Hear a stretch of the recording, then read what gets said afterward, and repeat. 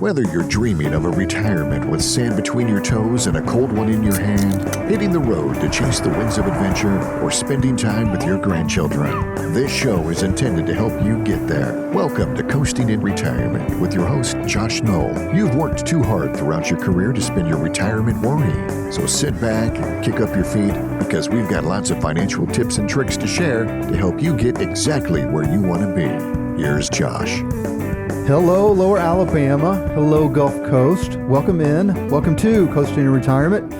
Thanks for joining us today. Josh Knoll here alongside returning guest co-host Mr. Jay Stubbs of Providence Partners. Jay, how you doing, buddy?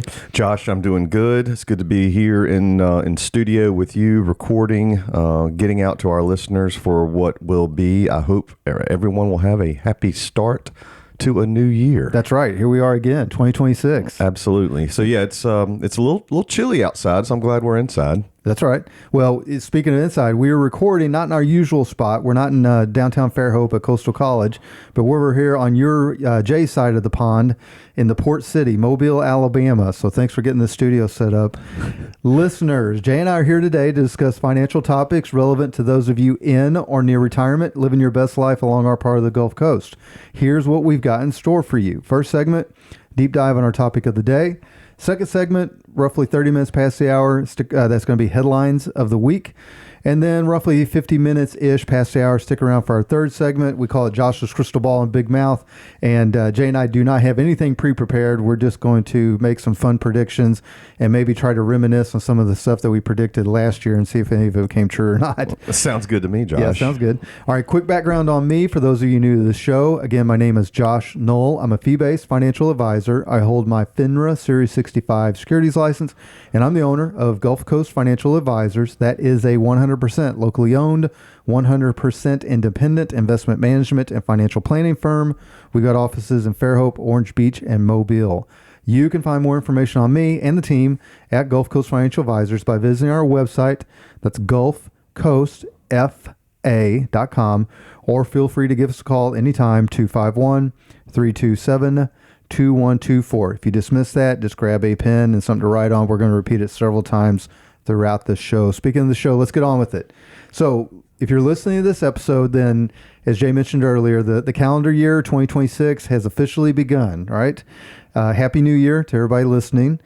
And, you know, I got to ask you, Jay, with it being 2026, where the heck did 2025 go? It's amazing how fast time flies. But, you know, grandmothers will have the old adage of time flies when you're having fun. Yeah. So maybe we had a good time in 2025. I know that a lot of people are kind of licking some wounds, perhaps, on all the volatility that occurred in the marketplace with all of the tariffs from the current administration and all that discussion, and then the global turmoil that's out there with everything from the most recent pirate ships getting blown out of the water, right, all the way back to like I said, the tariff information, and then the whole stuff going on in the Middle East. But we did make it. We survived 25. I think a lot of people had that as their mantra, which was survive 25. So maybe by the end of this show, we can have something as a mantra for 2026. It's got to rhyme, though. Just keep that in mind. Okay. All right. I'll work on that. Well, what I want to do with this opening segment of the show is I want to discuss, speaking of 2025, I want to discuss what we learned this past year, you and me respectively. And, and when I say what we learned, things we learned about investing or financial planning or your specialty risk management, basically anything that pertains to our audience. Then I'd like to ask you, Jay, for your thoughts on what financial decisions and activities you would recommend for folks to do to start the new year. And I'll give you a handful of some things that I've had. So first, let's do a little retrospective. Okay. Let's talk about what we learned in 2025, and you're okay with it. I'm going to start. Right? I think you should start. Okay, it's your show. There you go. Thank you. All right. So 2025, there's no particular order, but I think I wrote down 3 or 4 really important things that I learned around my business that impacts those of you listening, particularly those of you that are clients or thinking about reaching out to us to become a client. I learned this past year that the more hyper-focused that our team at Gulf Coast Financial Advisors got on our core service offerings of financial planning and investment management, the more satisfied our clients became. That sounds really simple, stupid, But what happens, as Jay can tell you, there is a million different ways to be a financial advisor in our industry. I mean, there's just so many ways you can do it, right? Absolutely, there are. And I've over 25 years in the business, I've seen so many different ways that people can get advice from a financial professional. Just different types of licenses that are out there, different types of focus. Some are, like you said, hyper focused on one specific area. But yeah, there's so many different good professionals out there that can give you quality advice. But the flip side of that coin is there are also some folks who think they can give you good advice who may lead you down the wrong path. Or they might be stretched too thin. I mean, because to be fair, I was the yes, I can guy earlier in my career. And what we've done is quit trying to be the jack of all trades. We went super deep on financial planning, and financial planning, just saying super deep on that, that's a broad term. Here's what I mean. I mean, everybody kind of, or most people understand the investment management piece. You hire an advisor, they charge some type of fee, or on the broker side, maybe they charge commission to help invest those assets and hopefully make them grow.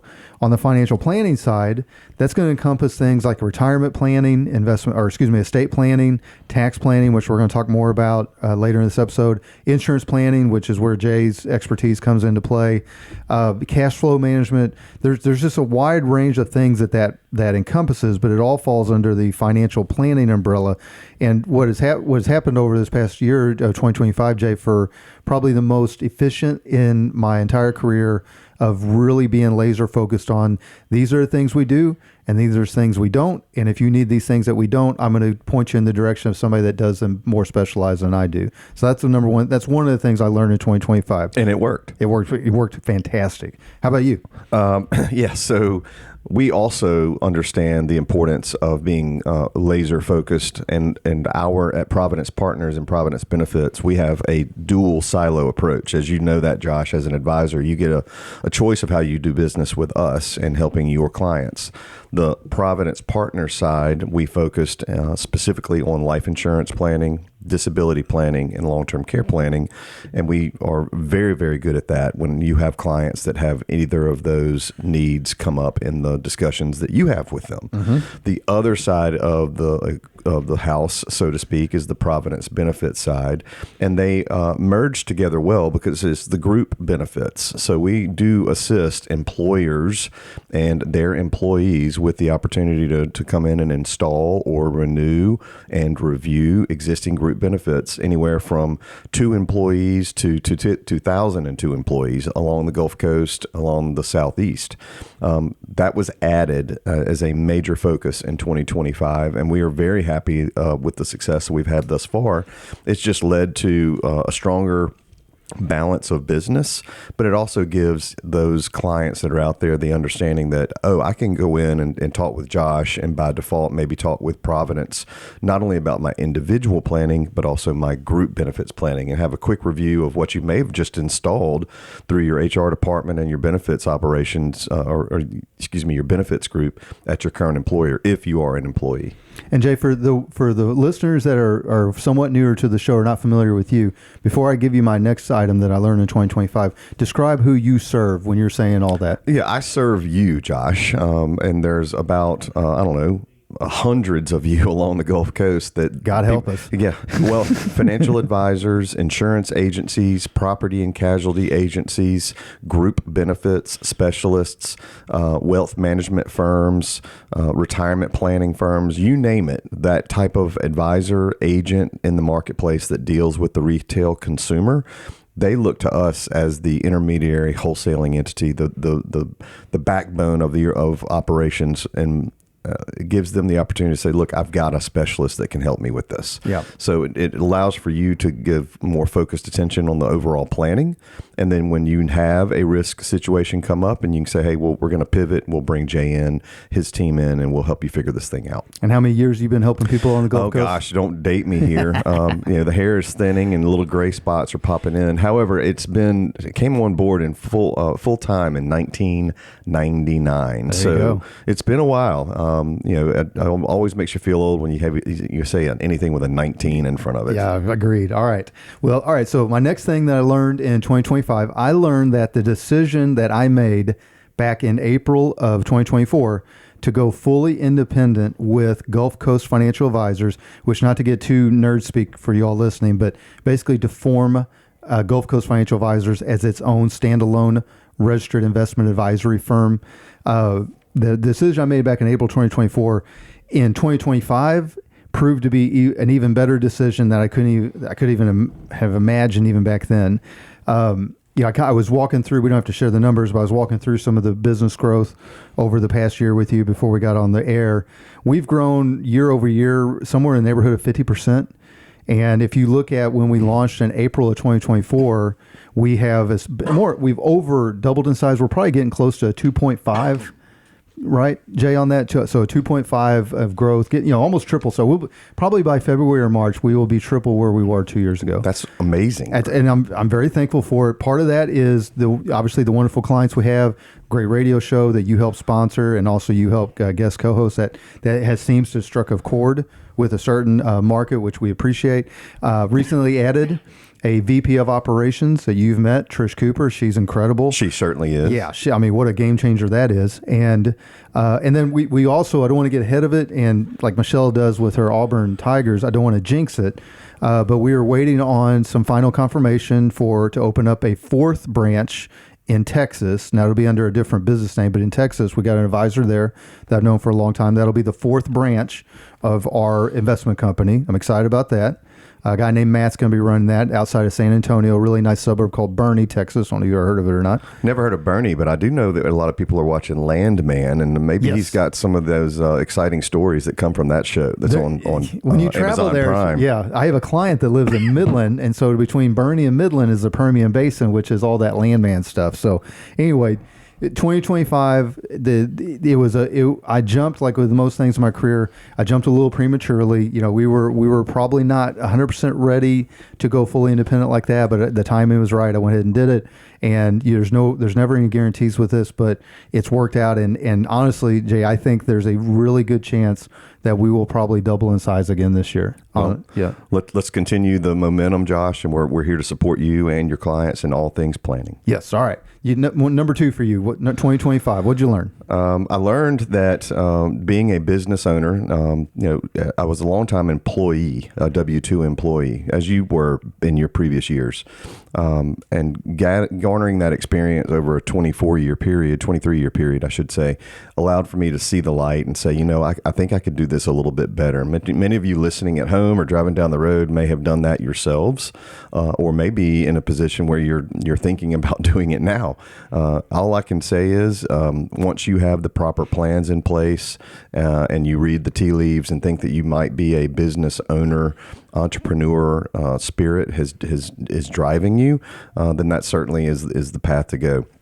I did it to have a lot more time with my family. As you know, Josh, 4 kids, 1 in college, 3 in high school, lots of sports, lots of activities, still wanted to maintain a good professional demeanor in the marketplace and do what we do well at Providence Partners and Providence Benefits, but allowing me the flexibility and freedom to go out and see my kids on a soccer field or on a golf course or at a football game and all things that come with being an athletic parent. Many of you listening, whether you're a parent or grandparent, you understand. But you have to find some balance, and it's often resulted, Josh, in some not as much sleep as I thought I thought I was going to get nights. Understood. Just there. This morning alone, no pressure, nothing going on. You coming in today, and we had several things that we were doing here for year end, but woke up at 4 o'clock and just really could not go back to sleep. I don't know if that's telling of my age, which is sneaking up on me at age 49. Or if it just means that I care. I don't wanted to get up, and I wanted to take care of things at the house, and I wanted to be able to come into the office and make sure things were going to end smoothly here for year end. Lots of people had lots of things that we needed to get taken care of, and we've so far accomplished that. But and another learning point is as a business owner and running the types of business that we run, yes, you do get flexibility and freedom, but you are required to get up and get things moving. And sometimes that might mean functioning on 4, 5, or 6 hours of sleep when you normally like to get 7 or 8. Yeah. You getting up in the middle of the night. I got up 3 times to pee. So there you go. Talking about age. All right. Last thing. So we're going to pivot here in a minute to some of our recommended financial activities for you listeners to start 2026. But I got one last thing I learned in 2025. I learned that leaning into the strategic partnerships that Gulf Coast Financial Advisors and myself had built with related professionals, such as, I'll do credit like you, Jay Stubbs, with your company, Providence Partners. By leaning into those strategic partnerships and really focusing in on picking kind of the one team I wanted to work with each individual lane of where my clients need help. For example, helping me do that, help me assemble and define what I call my A team.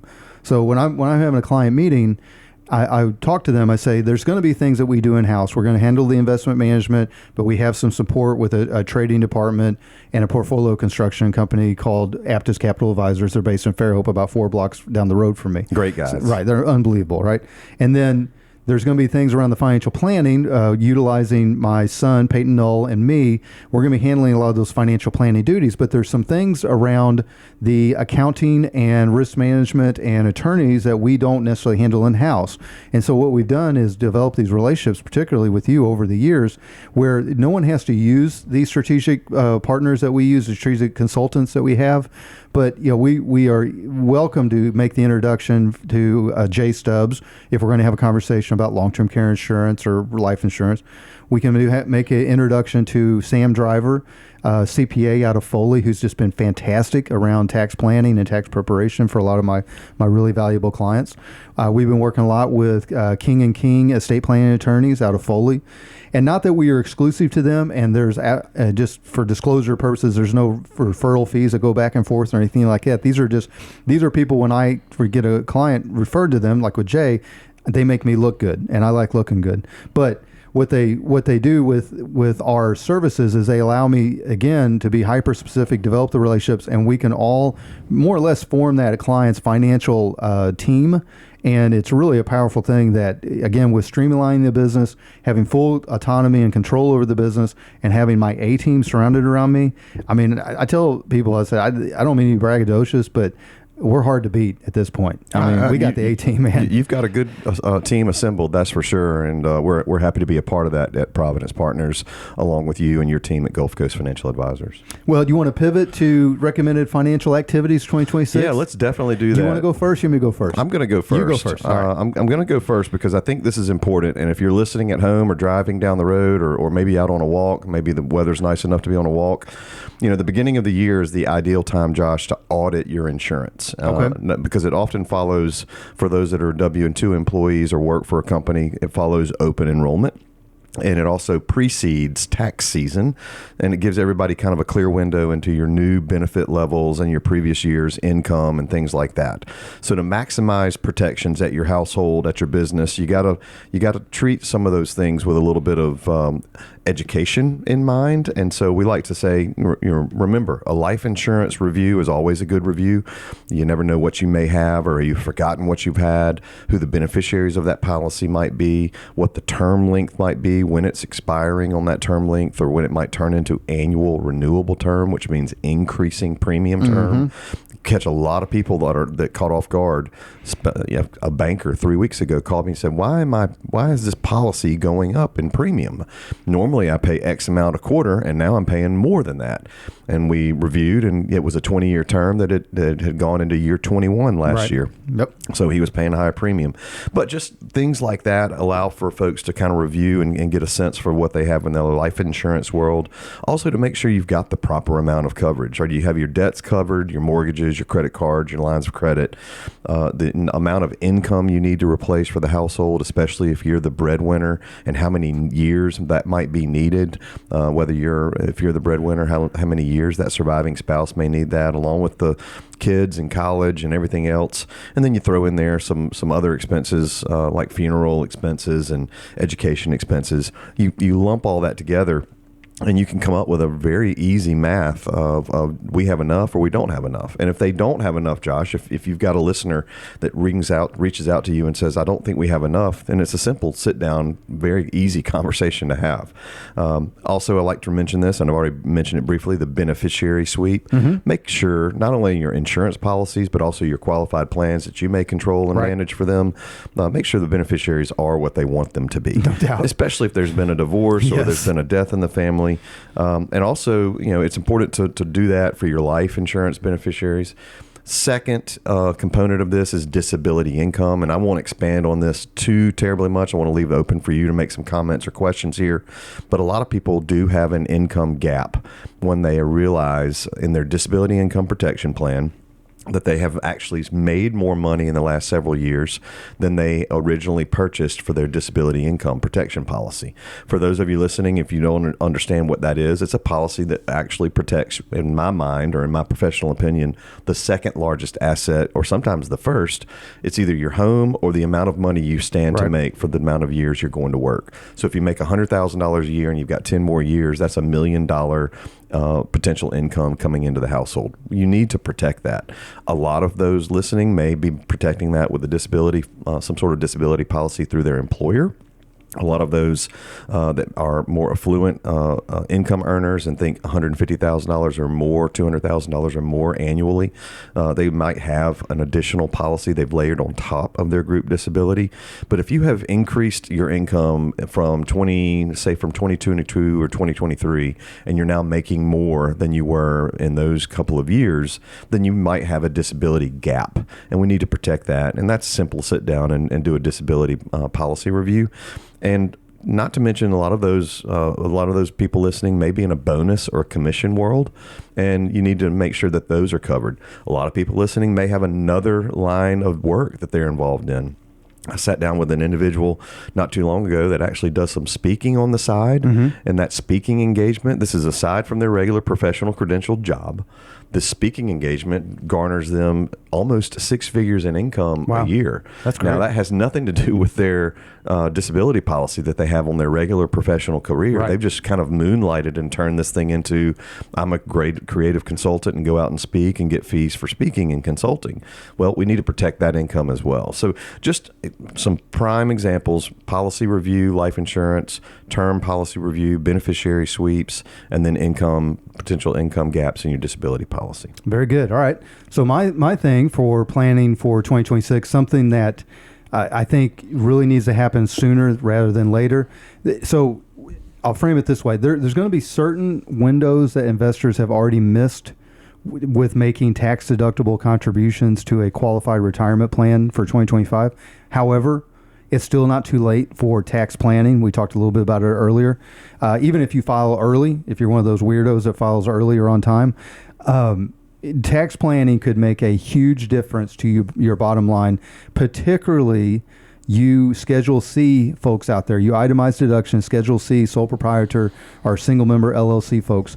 If you got a business now that's got a 6-figure plus revenue stream, there's probably a conversation to be had around tax planning.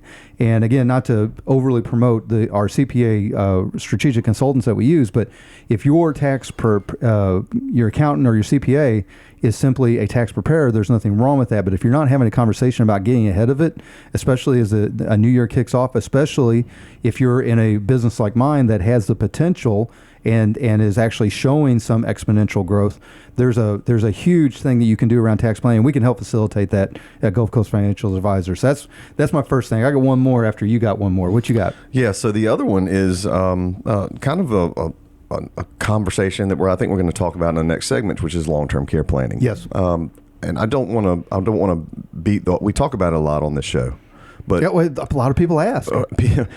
People are aging.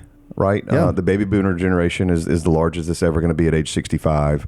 I do believe, and people are those of you listening, driving, walking around at home, what have you, you've heard of a story, whether it's a neighbor, a loved one, a parent that has experienced some form of long-term care event, and they need to receive care, whether that's at home or in a facility.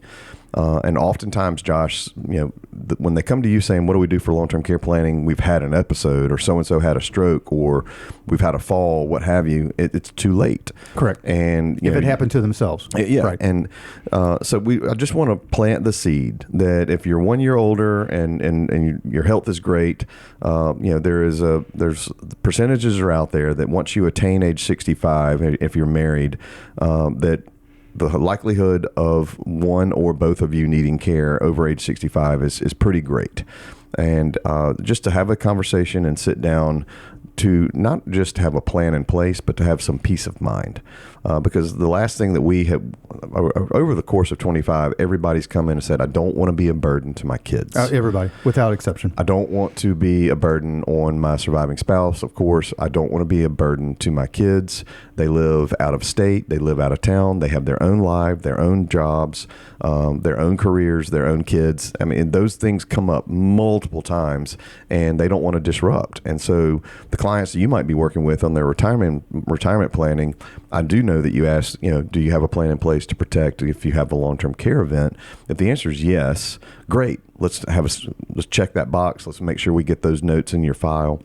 But if you don't have a plan to protect against long-term care incident for either you or your spouse, the next question that Josh, you and I ask is, does that concern you?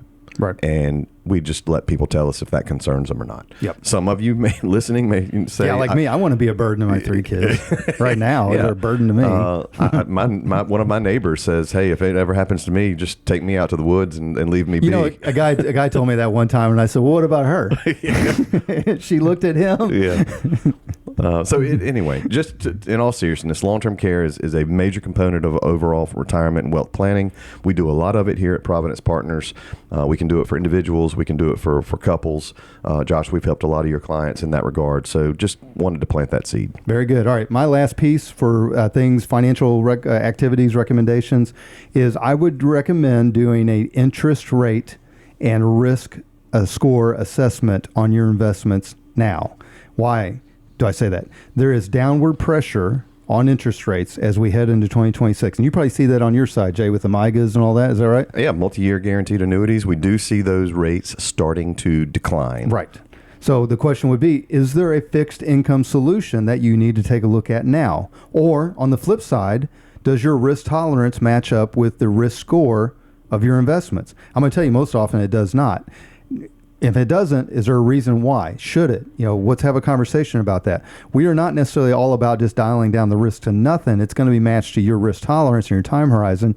But we're going to have a little different approach on how we are discussing that risk tolerance and around what we're going to be doing with your investments. And again, looking at where you're at with your interest rate sensitive instruments and investments you have out there. That's definitely one that I think people should do looking at quick, because those rates are coming down probably pretty soon.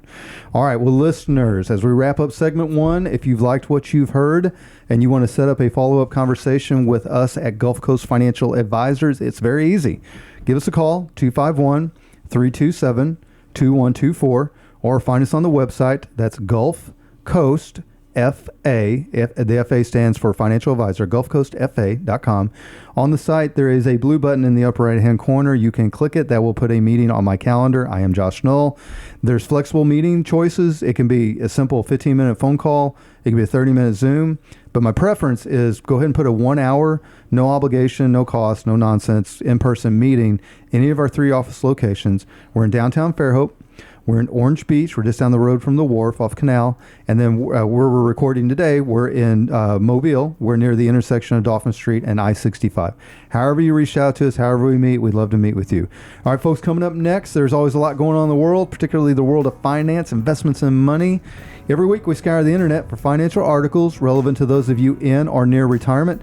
Then we're going to give you our honest opinion about these headlines. So join us after the break to hear Jay and I discuss this week's relevant headlines in our Headlines of the Week segment. Stay tuned.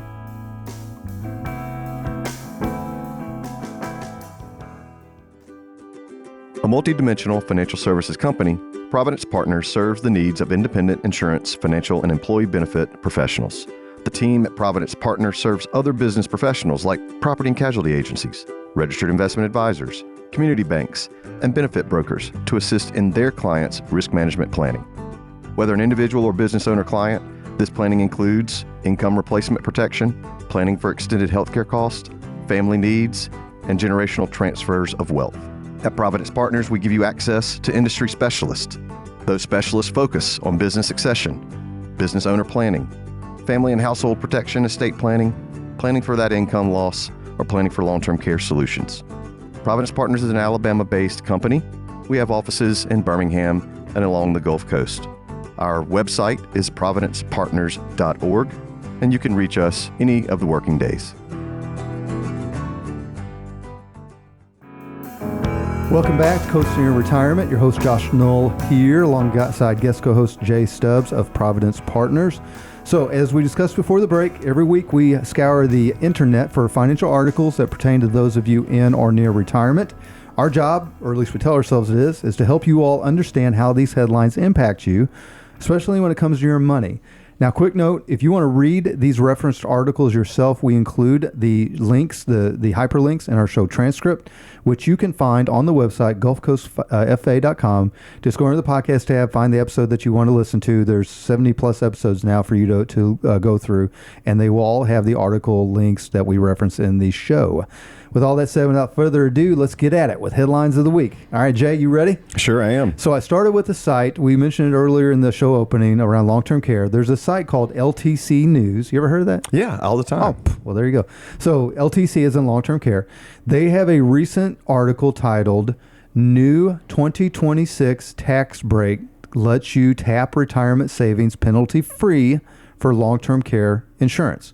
So what that means is starting on January 1st, the IRS is rolling out a brand new rule that lets investors pull up to $2,600 per year out of their qualified retirement plans. That would be a 401k, or according to this article, an IRA, individual retirement account. And they can use that $2,600 up to $2,600 to pay for long-term care insurance premiums completely penalty-free, even if they're under 59 and a half. On top of that, they've just bumped the tax deductible limit for seniors over age 70 to over $6,200 per person. So what it seems like, Jay, is the government is trying to really incentivize people to buy these policies. But my question is, when you see the IRS making it easier to tap our retirement accounts to pay for insurance, does that mean that they're doing this to help us? I mean, I guess yes. Or is this just a way for government to offload the massive cost of aging onto our private savings, because they know Medicaid is not going to be able to handle whatever. So this article calls it the silver tsunami, but there's knowing that Medicaid might get overwhelmed on long-term care costs. Is that what do you think? So I definitely think it's a way for the government to step in and allow for you to take some money from a qualified plan and help absorb some of the potential costs that are going to come with this silver tsunami. We talked about it in segment 1, Josh.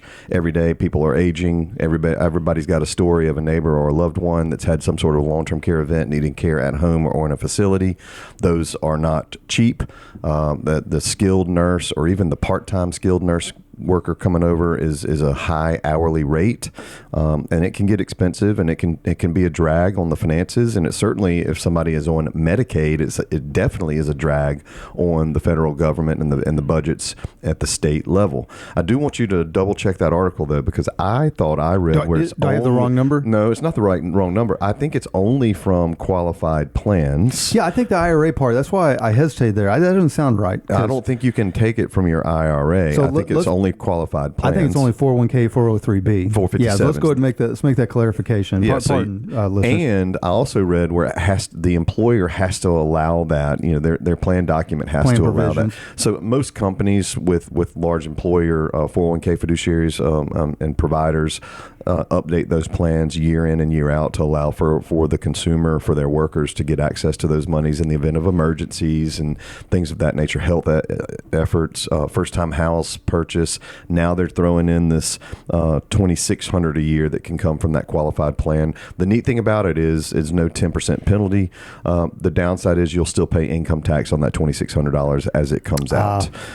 So you're not going to avoid any taxes here, but you can use qualified plan dollars to help maybe purchase a standalone long-term care contract for you, your wife, your husband, what have you, or at least explore it. On top of that, though, the deduction limits are important for. Do you have those with you? I do. Okay, great. So not standard deduction. So if you're an itemizer and you understand that in the tax world, these are deduction limits that you would be able to get on your taxes if you itemize deduct. So if you're 40 or younger, it's just $500.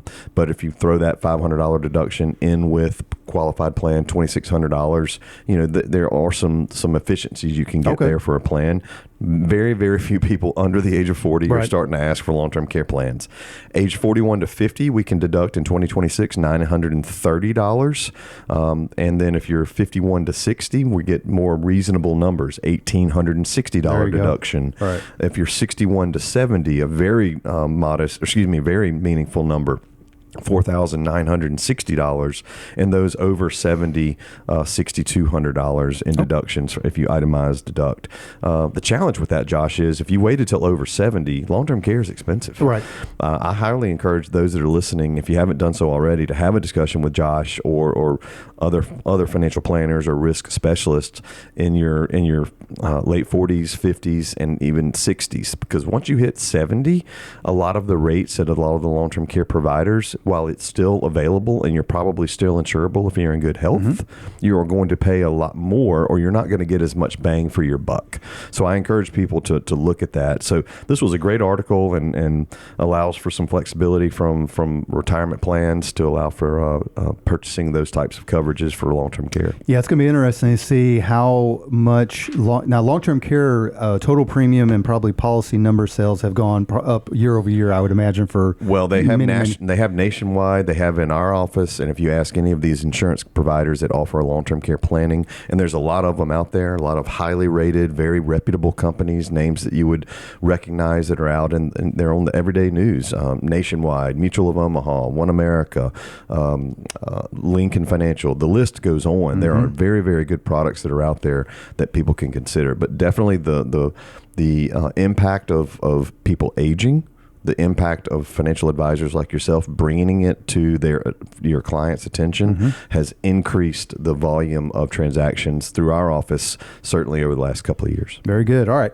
Our next article is from financialplanning.com. It's titled 5 Estate Planning Tax Snares to Avoid in 2026. Now, there's a lot of important information in this article, Jay, but as an advisor, me, Josh Knoll, financial advisor, I just wrapped up our annual RMD, required minimum distribution calculation run for my clients. Thank you, Trish Cooper, for helping. And it's one of those things that's not a complicated exercise, but it's kind of an aggravating exercise, and especially on inherited. And I wanted to focus on there with the new OBBBA legislation. They have clarified the rules around inherited IRAs. Okay, so for the first time, this is officially, the IRS is requiring annual RMDs for most non-spouse beneficiaries if the original owner had already started taking their RMDs. Now, you're going to be there's plenty of calculators out there. I use Schwab, but most of y'all that have an inherited inherited IRA. If the person that passed it on to you is in RMD age, pretty good chance you're going to have taken RMD. But the article warns you that if you miss just one of these payments, you could face a 25% penalty on the amount they should have taken. And if you got a large inherited IRA, that's going to be a big number. So in the old days, Jay, before COVID and the Secure Act, a lot of inherited IRAs recipients could utilize the stretch provision, right, related to their own life expectancy. And not that people got lazy with it, but they just had a little more time to think about it. With this new inherited IRA recipient, a lot of people with this 10-year rule, they may not realize that the IRS does not give you a heads up that an RMD is due, unless you've seen something I don't know about. They do not give you a heads up. They do not let you know, but they will surely penalize you if they catch the miss. So, Jay, a couple of questions. One, do you think that there was a lot of people that whiffed on their RMD this year? And also, two, what is anything else stuck out to you about this article? There's always people that whiff on their RMD because I hear them out in the marketplace. So-and-so forgot. So-and-so didn't get reminded. They were sick. They were out of town. You name it, the issues come up. So, yes. And what was your second question? Well, now, and also on that, Jay, because we had one time where the actual sending company is the one that made the mistake, and we were able to write, I don't know if it was a form or a letter, and I apologize for those of y'all that know this better than we do, but you can ask for forgiveness on being late on an RMD. And if it's your first time, at least in our particular case it was, we got the exception and no harm, no foul. Not anything I ever want to repeat again because it was a considerable fine, right? But anyway, back to the point being, my second question was, you think there are probably a lot of people that whiffed on doing their inherited RMDs, maybe even their regular RMDs this year. We can help with that at Gulf Coast Financial Advisors. We've got tools to both automatically monitor it and also keep track of it manually if necessary. But then my second question is around this article with the OBBBA legislation and the estate planning tax changes. What are there any other snares you see there that might get people that they need to be aware of outside of this 10-year rule? Not outside the 10-year rule, but maybe along the lines of the federal estate and gift tax table. Okay. Just remember, the one big beautiful bill, one big beautiful act, whatever you want to call it, right, did say, and we've had this maybe several months ago. We discussed this. Oh, it's now the federal estate tax is permanent. Right. I mean, we've discussed which is hilarious. What does that mean? Permanency in the federal estate tax code is really not got a long history of being permanent. Right. But for 2026 and beyond, it's an exemption of an individual exemption amount of $15 million. If you're a married couple, that's $30 million. There may be a lot of you listening that's saying, never going to hit it, never going to touch it, and don't worry about it at all. Well, just remember, you have to add up all your individually owned assets. That could be land, the timber on that land, the properties, the rental properties, the LLC interests. You start adding up valuations of things, and people are surprised that they get to millions and millions of dollars very, very quickly. And then when you throw growth rates on top of that, Josh, then you potentially could be in an estate tax situation. So we always like to caution people. Well, first of all, I always say everyone has an estate, whether even right, newborns to the very last date of your death. You have something that is your estate that is going to transfer to some individual, whether it's by directive of your health or of your will, or by beneficiary designation. The assets that you own are every bit of dollar, unless it's held inside of a trust, an irrevocable trust. Every bit of asset you own is included in your estate tax calculations. If you're underneath the $15 million threshold, fantastic. If you're over that, then your rates will start at 18% and go up to 40% above and beyond $15 million. I always like to say, even if you're in that mid-tier $1 million range, when you add up a house, maybe the vacation home, maybe the LLC interest or other business interests, qualified plans, Josh, that you manage, non-qualified plans, savings accounts, investment accounts, throw some growth rate projections on that, and you potentially could get to an estate tax situation, even though you thought you never would. Now, that $15 million will be an index for inflation moving forward, and even though they said it's permanent, I very seriously doubt the federal estate tax exemption will maintain permanency. We're going to have a new administration after Trump is out of office. We're going to have a lot of hemming and hawing about how do we pay for Social Security funding, how do we pay for this increase in Medicare and welfare, how do we pay for this is hot in the news, how do we pay for all this fraud that's been occurring in the state of Minnesota with respect to the Somali healthcare. Yeah, I saw that. Crazy stories. Nuts. Anyway, I digress. Right. I don't want the number, the threshold going to 15 million and staying there to be kind of locked in your mind. Always have a thought of I need to do some projections of my growth of my estate, especially if I'm in my 40s or 50s, because longevity is on my side, hopefully, and things are going to grow and continue to grow. Potentially, we could have a reduction in this estate tax exemption, and we want to keep an eye on that. Yeah, when you started in this industry way back in 1999, the estate tax exemption was $600,000 per person.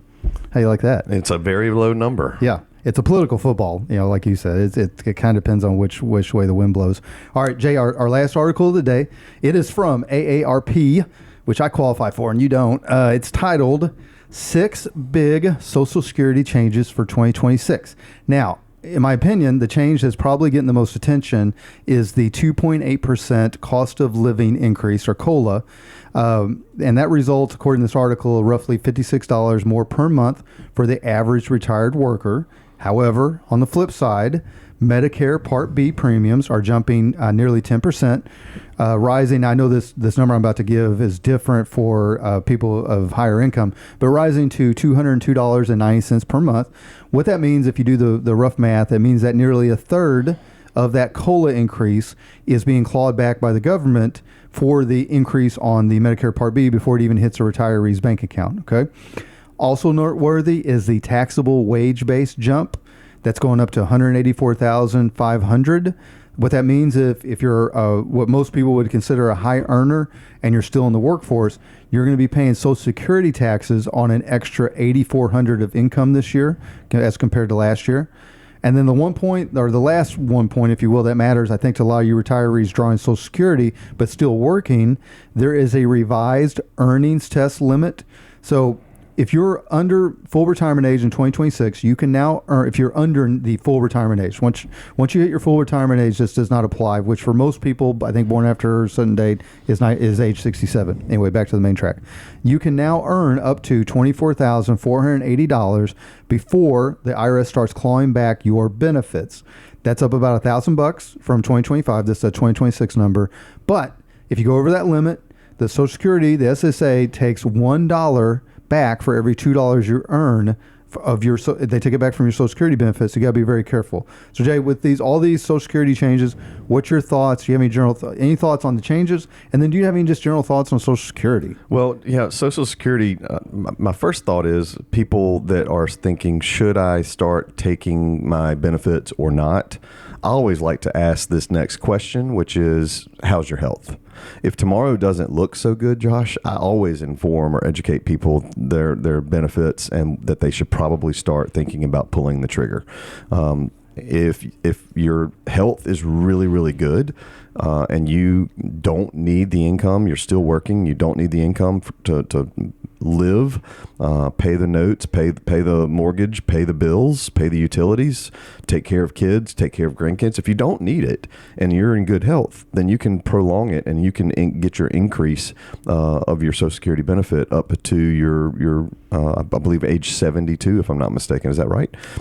Say it again. You can increase up to 8% a year from your full retirement age, 67. Up to age 70. 70. Yep. Okay. So now we have the simple question of, are you in good health or are you not? So that's my first little insight on Social Security. The second is, we saw this coming. They've got to start shoring up the Social Security bucket, so to speak, at the federal level. Right. They've got to start figuring out a way to make sure that today's wage earners contributing into the plan are going to be able to get their Social Security dollars in 10, 15, and 20 years from now. So this is a small step towards shoring up some of those I guess, deficiencies in their projections. Yeah, and we've talked a little bit of this about on the show, and what I'm about to say, if you add what I'm about to say and $2 to your pocket, it'd get you a cup of coffee. But it's going to be one of the ways it's going to be difficult to take away from anybody. I mean, whether even a political guy, man or woman running on this, but try and take this kind of benefit from people, because it literally has been the greatest financial experiment in the history of mankind of reducing poverty in an elderly population. I mean, the results are stunning, and it's hard to take an entitlement away from people, to be fair. So I don't think you're going to be able to carrot and stick. I don't know if you're going to be able to stick your way through this. I do think there's some ways to do some carrots where you can incentivize people like you and I. If you got, right now, you said it earlier, you stop getting increasing retirement credits from delaying Social Security at age 70.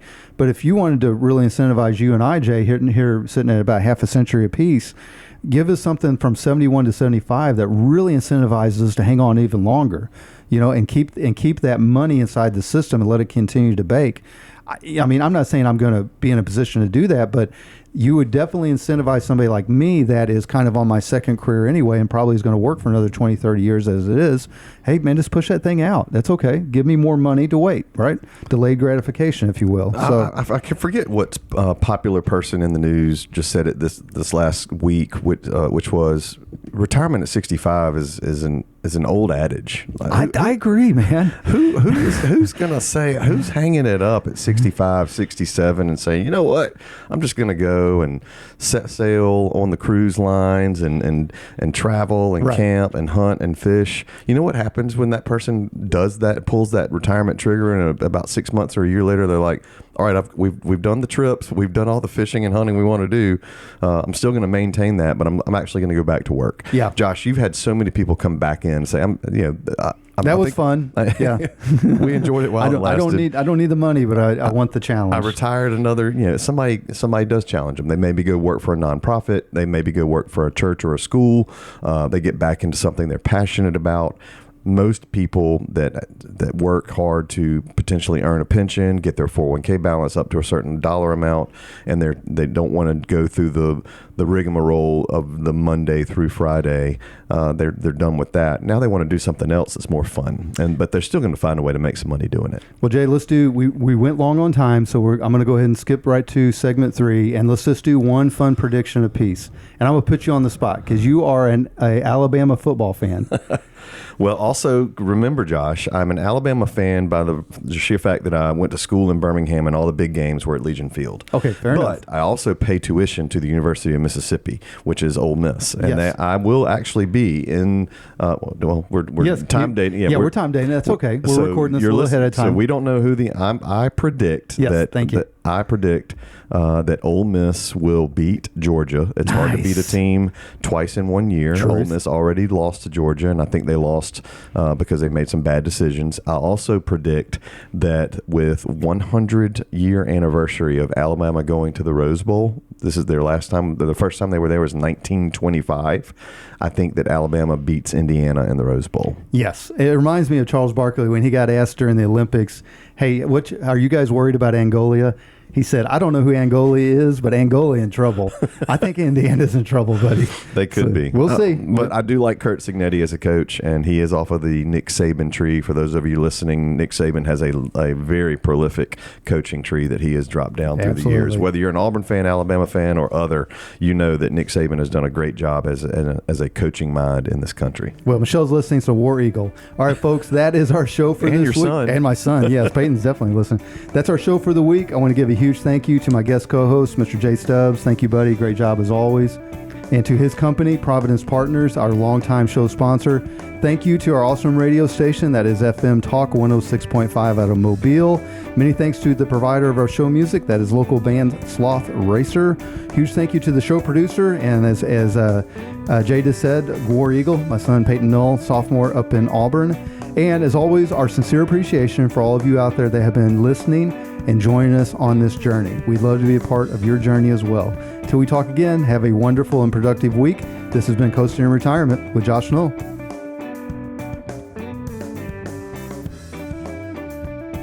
Gulf Coast Financial Advisors, LLC, known as GCFA, is a registered investment advisor offering advisory services in the state of Alabama and in such other jurisdictions where it is registered, filed the required notices, or is otherwise excluded or exempted from such registration and/or notice filing requirements.